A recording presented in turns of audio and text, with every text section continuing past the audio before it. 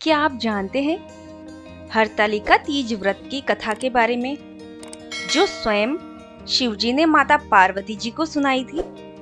आइए जानते हैं आज की वीडियो में। यह हरतालिका व्रत कथा जो स्वयं शिवजी ने माता पार्वती को सुनाई थी, भगवान शिव ने इस कथा में माता पार्वती को उनका पिछला जन्म याद दिलाया था। शिवजी कहते हैं कि हे गौरा, पिछले जन्म में तुमने मुझे पाने के लिए बहुत छोटी उम्र में कठोर तप और घोर तपस्या की थी। तुमने ना तो कुछ खाया और ना ही पिया, बस हवा और सूखे पत्ते चबाए।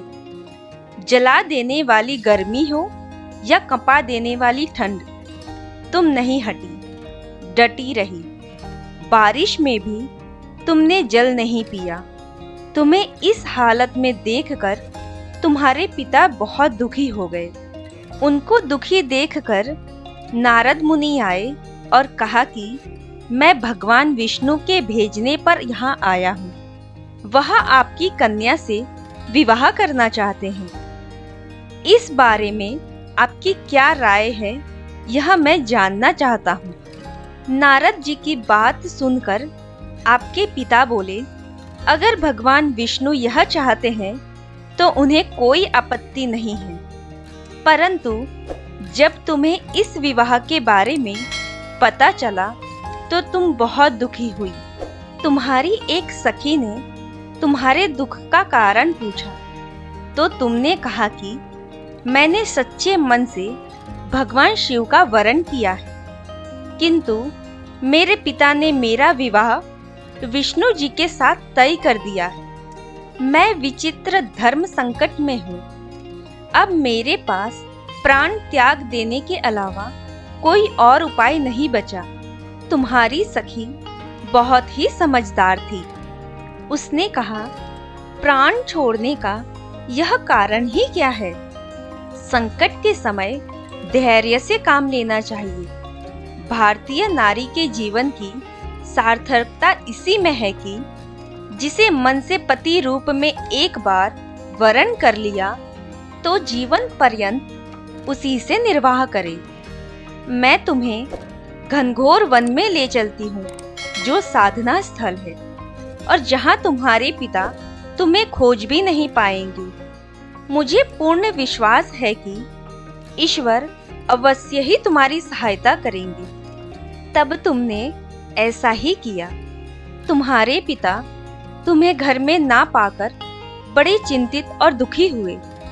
इधर तुम्हारी खोज होती रही, उधर तुम अपनी सखी के साथ नदी के तट पर एक गुफा में मेरी आराधना में लीन रहने लगी। तुमने उस गुफा में रेत से एक शिवलिंग का निर्माण किया। तुम्हारी इस कठोर तपस्या के प्रभाव से मेरा आसन हिल उठा और मैं शीघ्र ही तुम्हारे पास पहुंचा और तुमसे वर मांगने को कहा। तब अपनी तपस्या के फलीभूत मुझे अपने समक्ष पाकर तुमने कहा, मैं आपको सच्चे मन से पति के रूप में वरण कर चुकी हूँ। यदि आप सच में मेरी तपस्या से प्रसन्न होकर यहाँ पधारे हैं तो मुझे अपनी अर्धांगिनी के रूप में स्वीकार कर लीजिए। तब तथास्तु कहकर मैं कैलाश पर्वत पर लौट गया। उसी समय गिरिराज अपने सैनिकों के साथ तुम्हें खोजते हुए वहां पहुंचे। तुमने सारा वृतांत बताया और कहा कि मैं घर तभी जाऊंगी अगर आप महादेव से मेरा विवाह करेंगे। तुम्हारे पिता मान गए और उन्होंने हमारा विवाह करवाया। इस व्रत का महत्व यह है कि मैं इस व्रत को पूर्ण निष्ठा से करने वाली प्रत्येक स्त्री को मनवांछित फल देता हूँ। इस पूरे प्रकरण में तुम्हारी सखी ने तुम्हारा हरण किया था, इसलिए इस व्रत का नाम हरतालिका व्रत हो गया।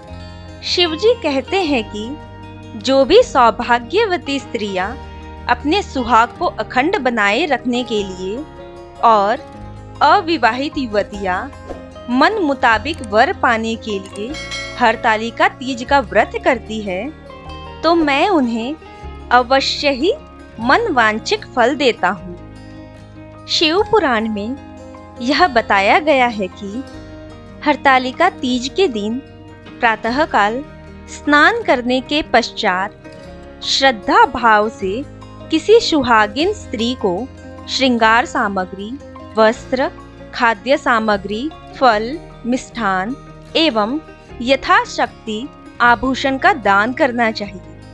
रेत का शिवलिंग बनाकर उसकी पूजा करनी चाहिए और इस दिन पूजा के लिए केले के पत्ते से मंडप बनाकर गौरी शंकर की प्रतिमा स्थापित की जाती है। इसके साथ पार्वती जी को सुहाग का सारा सामान चढ़ाया जाता है। रात में भजन कीर्तन करते हुए जागरण कर 3 बार आरती की जाती है। शिव पुराण के अनुसार इस व्रत के व्रती को शयन का निषेध है। इसके लिए उसे रात्रि में भजन कीर्तन के साथ रात्रि जागरण करना चाहिए और दूसरे दिन यानी कि पारण को उस शिवलिंग को जलाशय में विसर्जित करना चाहिए और खीरा खाकर व्रत को संपन्न किया जाता है। आप सभी को हरतालिका तीज की ढेर सारी शुभकामनाएं। अगर आपको हमारी वीडियो पसंद आई हो तो प्लीज़ लाइक करें, शेयर करें और चैनल को सब्सक्राइब जरूर करें।